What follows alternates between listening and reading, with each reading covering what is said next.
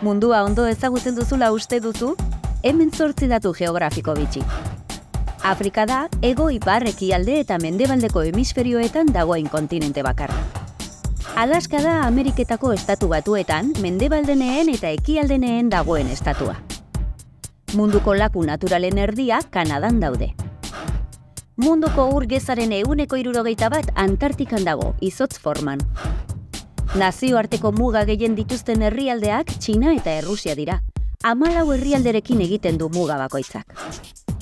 Islandia 5 zentimetro hazten da urtero plaka tektonikoen mugimendua dela eta. Itsaso hila, itsasoaren maila baino 230 metro beherago dago, lehorreko punturik baxuena.